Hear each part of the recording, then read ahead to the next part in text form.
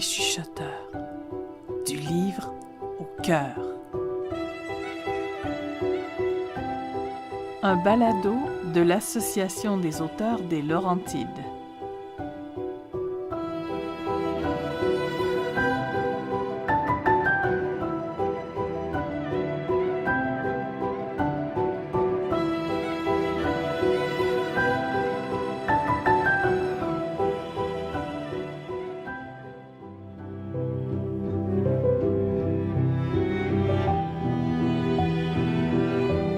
Un bouche à oreille laurentien, histoire de la caravane littéraire lue et relue.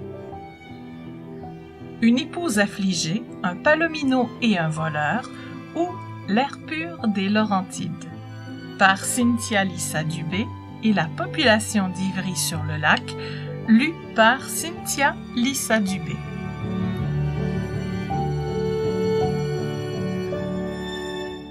D'où s'envolent des rubans de route fragiles. Gaston Miron.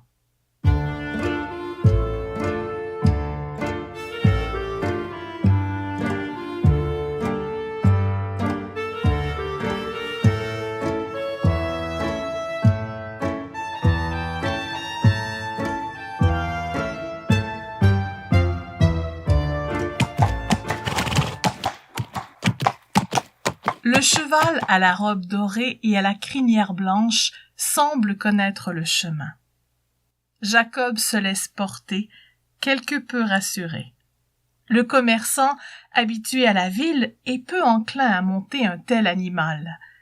Son cousin Henri Kaufmann lui a montré les rudiments de base et, d'un coup tendre et ferme sur la croupe, a invité l'animal et son cavalier à partir explorer les bois d'Ivry-sur-le-Lac. Henri n'est pas peu fier d'être le premier de la province du Québec à avoir ramené ses chevaux d'Abilène au Texas. Pour son cousin, il n'a pas exigé le tarif habituel de 1 $ pour la journée. Il observe l'homme et l'animal un moment pour s'assurer qu'ils s'accordent, avant de retourner à son hôtel, le Palomino Lodge, ainsi nommé en l'honneur du cheval. L'établissement compte 36 chambres et peut accueillir 125 personnes. Henri avait d'abord prévu faire un coup d'argent en le revendant, mais la grande crise a changé ses plans et il a tout simplement géré l'hôtel. Aujourd'hui semi-retraité, à l'aube des années 1940, il voit quand même à la préparation des lieux pour recevoir convenablement Sam Steinberg et sa famille, attendus au cours des prochains jours. L'homme d'affaires derrière la chaîne d'épicerie Steinberg, que l'on surnomme Mr. Sam, est un ami de la famille. Les planchers de bois sont astiqués, et il faut toutefois changer les draps d'hôpitaux. Henri se targue d'offrir à la clientèle des matelas de première qualité, des couvertures de la Compagnie de la baie d'Hudson et des tapis faits main de la Nouvelle-Écosse dans chacune des chambres. Nul besoin de verrouiller les portes de l'hôtel, ni même des voitures. Tous sont bienvenus, de nuit comme de jour.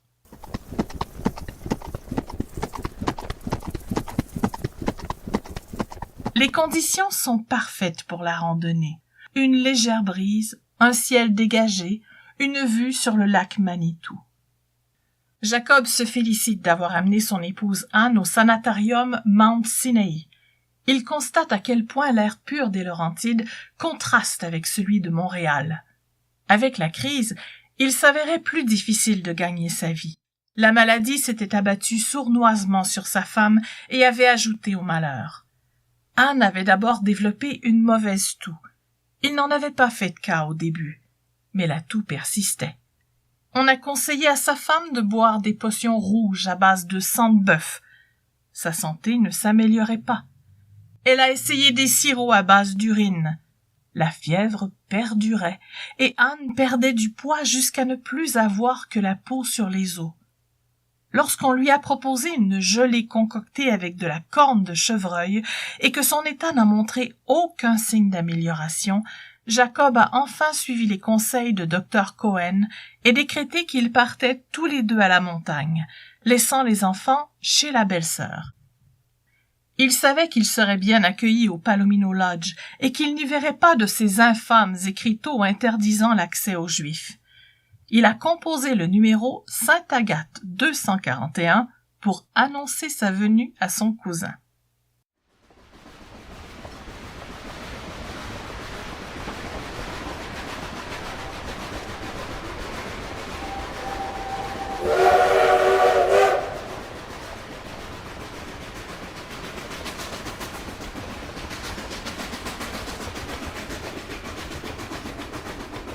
Ils ont pris le train pour éviter les soubresauts de la route 11, bien qu'elle soit aujourd'hui macadamisée, c'est-à-dire recouverte de gravier depuis une dizaine d'années maintenant.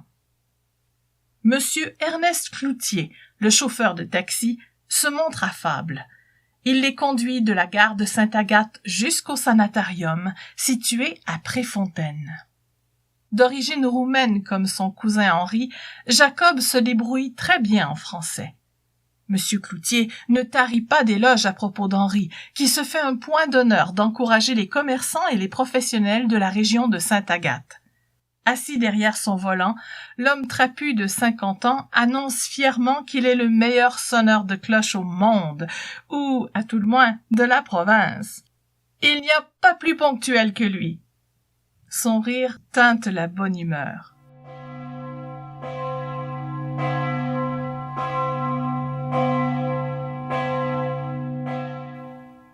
En 1907, tout jeune homme, j'ai sonné les cloches durant 8 heures pendant le grand feu de Sainte-Agathe. Son regard s'assombrit à l'évocation de ces tristes souvenirs. On a eu peur de perdre notre église toute neuve. Tout d'un coup, comme s'il se rappelait la présence de ses passagers, il s'exclame « Vous savez pourquoi nous avons l'air le plus pur du Canada ? Parce que nous sommes à plus de 1000 mètres au-dessus du niveau de la mer. »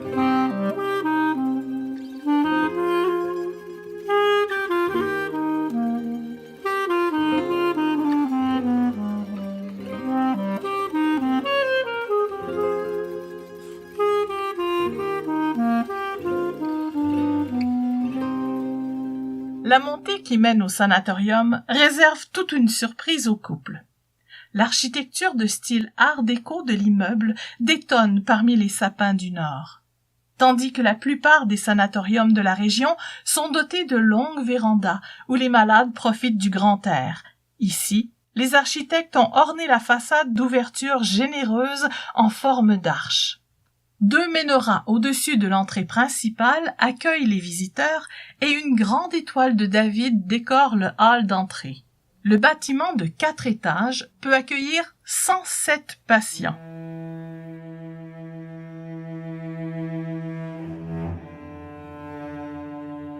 Dans la chambre, Jacob serre les mains de son épouse et lui caresse la joue, n'osant pas l'embrasser de peur de briser son frêle squelette. Anne lui sourit pour le rassurer. Elle lui dit que tout ira bien. Elle se sent en confiance. Il regarde longtemps son visage amaigri, auréolé d'une épaisse chevelure noire, avant de finalement quitter la chambre et s'en retourner en direction de la voiture.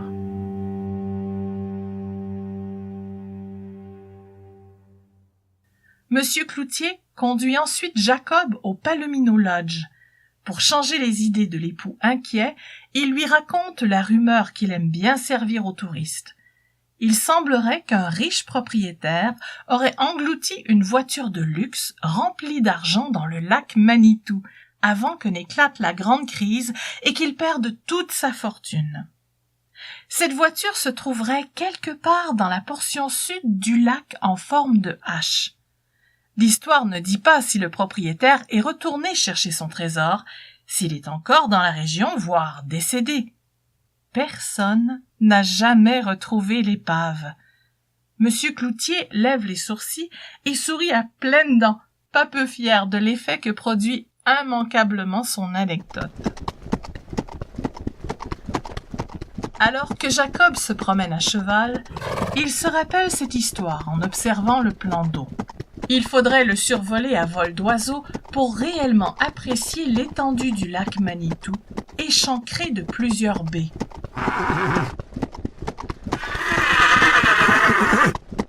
Son cheval, devenu soudainement nerveux, piétine, se cabre, refuse d'avancer.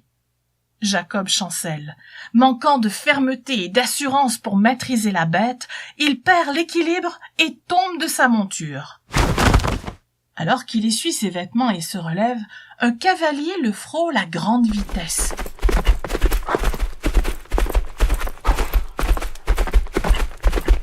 Il n'a le temps que de percevoir des yeux sombres sous un chapeau brun, ou peut-être noir. Portait-il une moustache? Chose certaine, l'individu semble en colère. Jacob comprend maintenant pourquoi sa monture s'est montrée nerveuse, sentant le deuxième animal s'approcher. Il se donne contenance et approche le palomino en tentant de le rassurer. Il saisit la bride et décide de retourner à l'hôtel à pied. Il préfère se calmer en marchant plutôt que de s'efforcer de remonter à cheval.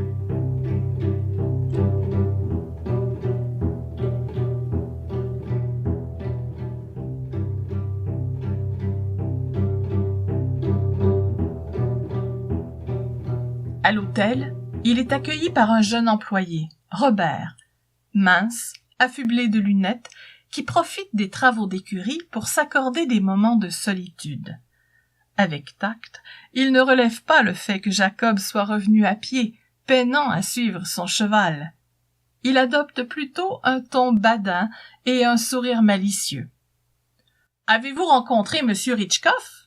Il faut faire attention à lui. Il n'a aucune jasette.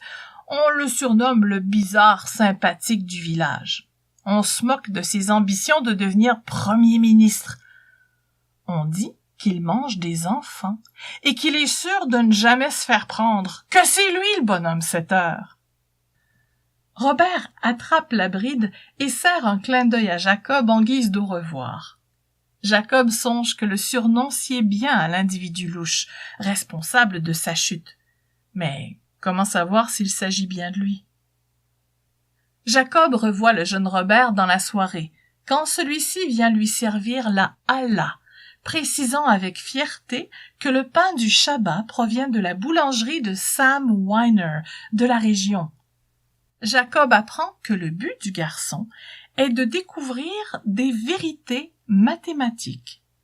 Il se passionne pour ce qu'il appelle des objets impossibles et a été fasciné par la gravure de William Hogarth, intitulée « Satire de la perspective », où l'artiste se joue de nos perceptions. Il s'enflamme, ayant enfin trouvé quelqu'un avec qui parler de sa passion scientifique. Il finit même par se confier et dire que les employés du Palomino Lodge sont considérés comme faisant partie de la famille. Jacob éprouve d'autant plus de sympathie pour son cousin qui a su créer une telle ambiance de travail.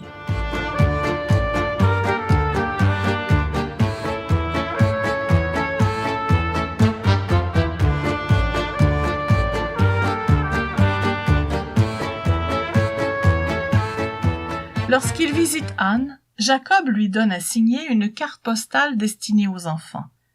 Il s'ennuie d'eux, mais sait qu'ils sont entre bonnes mains. Anne se moque gentiment de lui et lui dit qu'il s'en fait trop, qu'elle ira mieux bientôt. Mais Jacob a vu trop de personnes succomber à la tuberculose pour être complètement rassuré, même s'il constate qu'elle reçoit d'excellents soins. Son cousin Henri lui a prêté sa voiture et il passe par le bureau de poste situé dans le magasin général de Monsieur Whelan.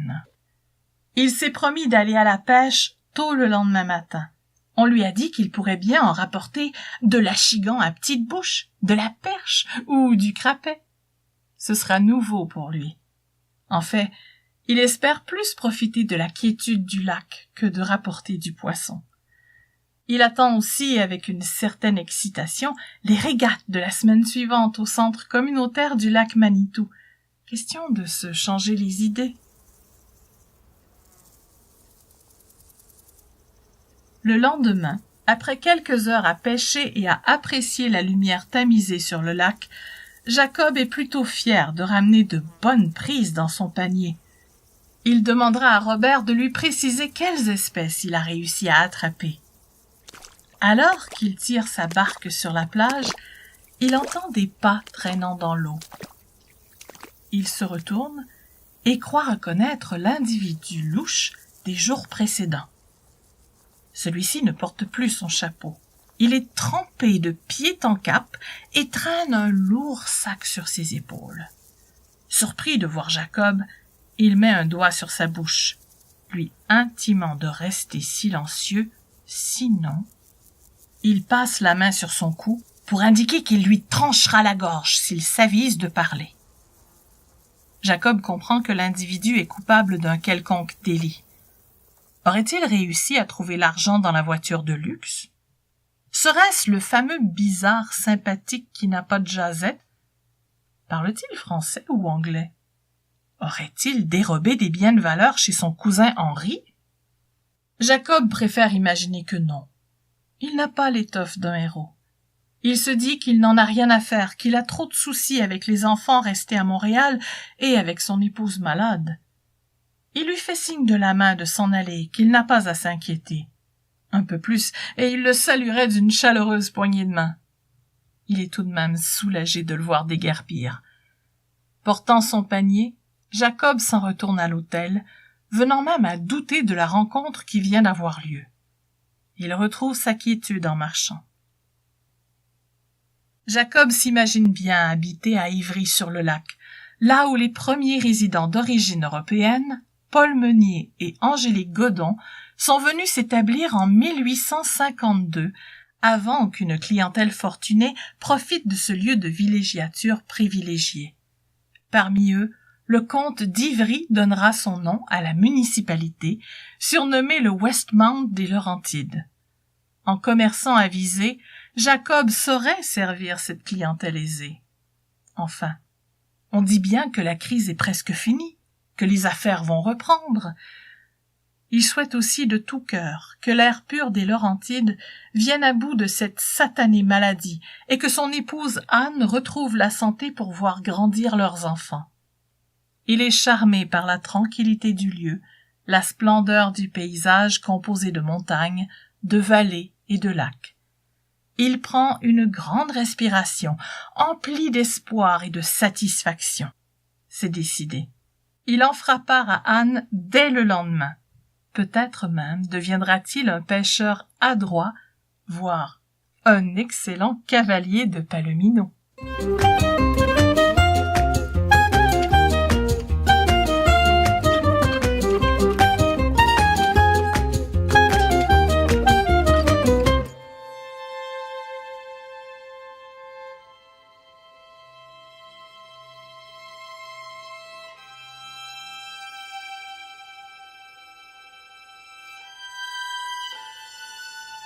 D'origine algonquienne, le terme Manitou signifie esprit. Le Manitou est la figure centrale de la spiritualité pour plusieurs nations autochtones nord-américaines et il s'apparente par bien des aspects à une divinité. Accompagné d'un qualificatif positif ou négatif, le mot Manitou désigne des figures spirituelles du bien et du mal qui ne sont pas sans rappeler celles de Dieu et du diable dans les traditions judéo-chrétiennes. Au Québec, les Anishinabés et les Atikamekw parlent de Manitou, les Cris de Manitou, avec 2 U, et de Minitou, les Inuits de Manitou, et les Micmacs de Manidou, les Naskapi de Minitou, avec un W à la fin. Tout ça, c'est tiré de Toponymie Québec.